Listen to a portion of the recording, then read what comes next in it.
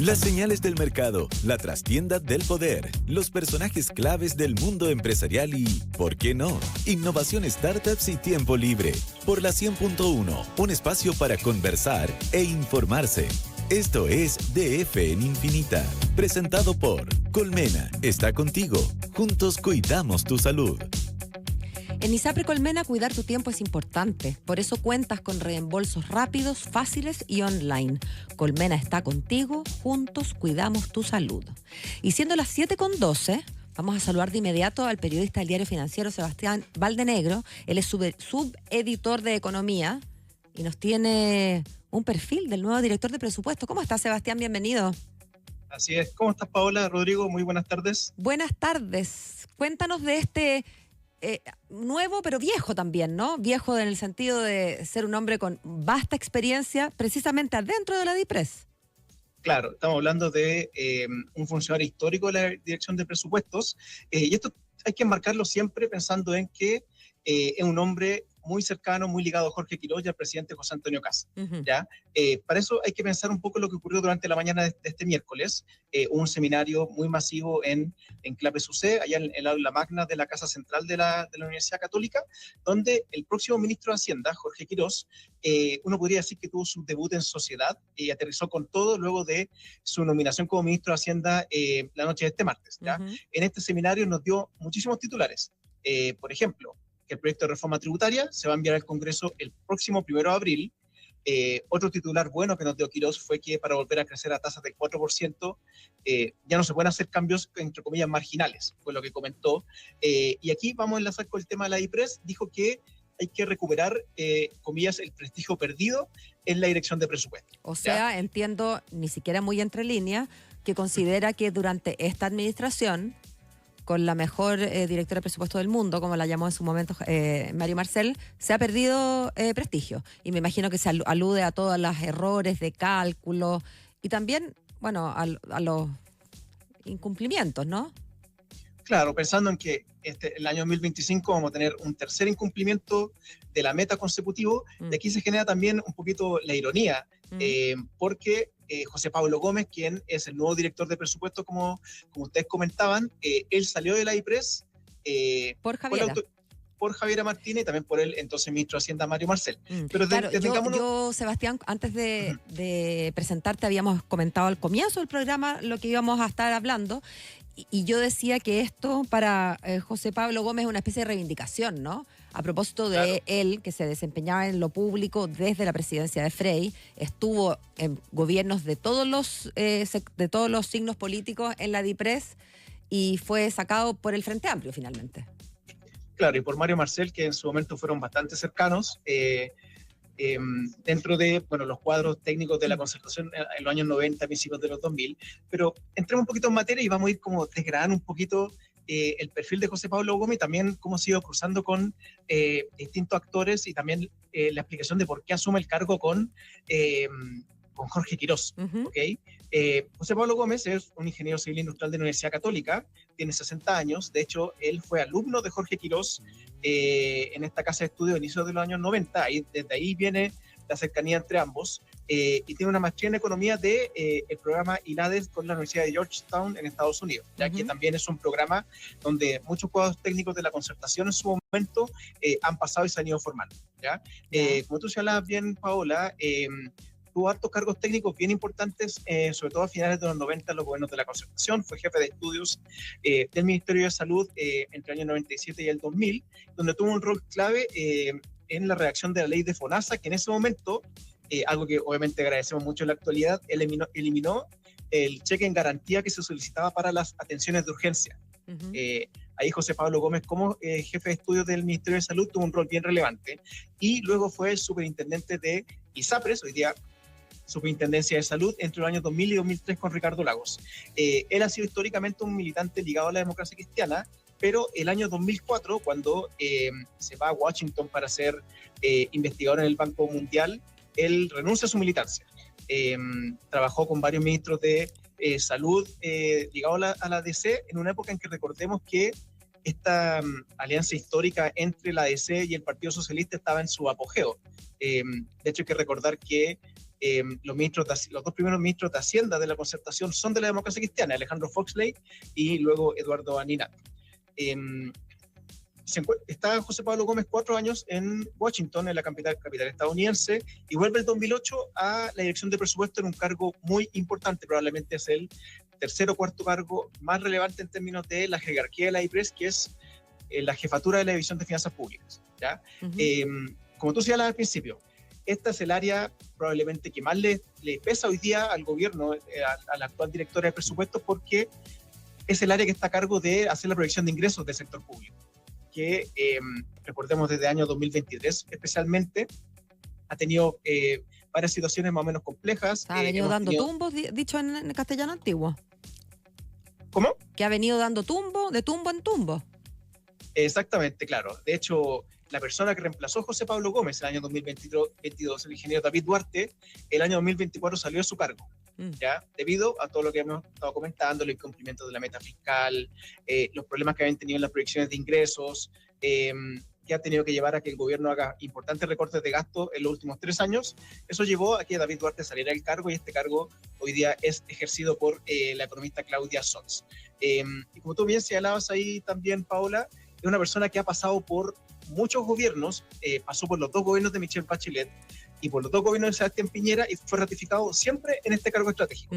Algunos directores de presupuesto con los que trabajó, por ejemplo, trabajó con Alberto Arenas, que recordemos que después fue ministro de Hacienda con Bachelet II, con Rosana Acosta, que fue la presidenta, que ahora es presidente del Banco Central, fue director de presupuestos con Piñera I, con Sergio Granados, que fue director de presupuestos en los 2 gobiernos de Michelle Bachelet, con Rodrigo Cerda, que fue de Piñera II y luego fue ministro de Hacienda, recordemos, con Matías Acevedo, que fue el director de presupuestos en la pandemia y, bueno, lideró esta comisión que entregó una serie de recomendaciones para recortar el gasto público justamente el año pasado, mientras se tramitaba el presupuesto, y luego con Cristina Torres, que fue directora de presupuestos en el último año de Sebastián Piñera y que en esta pasada, en la designación del gabinete de José Antonio Caz, son en su momento como subsecretaria de Hacienda. O sea, estamos hablando de una persona, José Pablo Gómez, que trabajó en 4 gobiernos de signos distintos y trabajó con 6 directores de presupuestos distintos, ¿ya? Así que estamos hablando de una persona bien transversal, bien respetada a nivel técnico, y de hecho, por ejemplo, hoy día Matías Acevedo escribía en Twitter, Ignacio Briones, el ministro de Hacienda de Piñera II, también escribía en Twitter de que probablemente no hay ninguna persona más capacitada o con mayor conocimiento del Estado y de la hacienda pública que José Pablo Gómez para asumir este desafío. Es muy importante eso, Sebastián, porque probablemente en el Congreso las puertas se le van a abrir con mayor facilidad considerando estas redes transversales y esta reputación. Ahora, tú mencionabas un punto bien interesante. ¿Podríamos decir que Jorge Quiroz de alguna forma fue mentor de él en un momento, en una etapa de su vida? Seguramente van a jugar muy de memoria en relación a las metas que hoy día reiteró el próximo ministro de Hacienda, y quizás una de las más polémicas y más ambiciosas tiene que ver con esta disminución de los 6.000 millones de dólares. ¿Cómo visualizas tú el rol del nuevo director de presupuesto para cumplir esta meta, la muñeca política que tiene que tener, y qué tan realista es también que se logre esto, considerando que el esfuerzo mayor probablemente se va a concentrar en el primer año? Claro.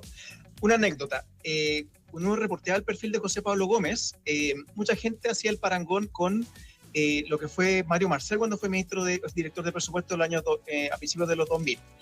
A Mario Marcel, cuando era director de presupuesto, se le decía el señor no. ¿Ya? En todas las como la película de 007. Claro, por este sentido, en cualquier solicitud que hiciera, probablemente un parlamentario, un ministro, un senador, se iba a encontrar con una negativa de parte de Mario Marcel en ese tiempo como director de presupuestos. O sea, aparte de la muñeca de las capacidades técnicas, se requiere mucha muñeca política y mucho coraje para ser director de presupuestos en estas circunstancias. Y me plantea mucha gente con la que había conversado para construir el perfil de José Pablo Gómez, es que él tiene ese perfil. Él tiene ese perfil de una persona que, para recortar gasto, para despedir personal, para buscar mecanismos para racionalizar el sector público, como lo ha planteado Quiroz y también Caz durante la campaña, no le va a temblar la mano para hacer eso, ¿ya? Así que en ese sentido, la tarea es muy, muy titánica. Recuerden que cuando terminó a finales de la primera vuelta, cuando había economistas de Chile Vamos que están cuestionando mucho esta idea de los 6.000 millones de dólares, que era mucha plata en muy poco tiempo. Hoy día Quiroz lo que nos transmite en el seminario es que ese recorte va, de hecho volvió a retirar los 6.000 millones. Sí. ¿Y reiteró el plazo, perdón, Sebastián? Porque una cosa es el recorte y otra cosa es pretender hacerlo en 18 meses. Claro, no habló precisamente de los plazos, pero sí habló de los 6.000 millones. Ya. ¿Ya? O sea, de todas maneras, cuando ingrese Quirós como ministro de Hacienda y José Pablo Gómez como director de presupuestos, ahí van a empezar a analizar realmente cuál es el estado de las finanzas públicas, porque recordemos que va a estar este incumplimiento de la meta fiscal por tercer año consecutivo. Recién el 30 de enero vamos a saber de qué magnitud es. Hay algunos análisis privados que hablan de una cifra en torno al 3% del PIB.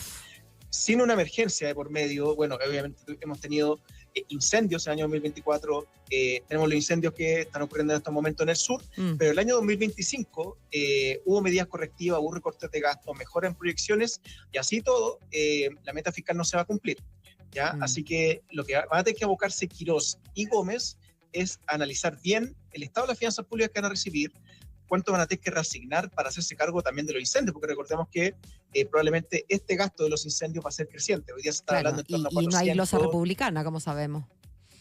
Claro, no hay glosa republicana, pero hay facultades de reasignación que son un poquito más ágiles respecto a lo que hemos conocido históricamente. Pero probablemente en el informe de finanzas públicas que se va a conocer a fines de abril, principios de mayo, que va a ser el primero que va a elaborar José Pablo Gómez como director de presupuestos, y vamos a tener una película más clara respecto de cuál va a ser la trayectoria para hacer este recorte, la magnitud y en qué área se va a recortar.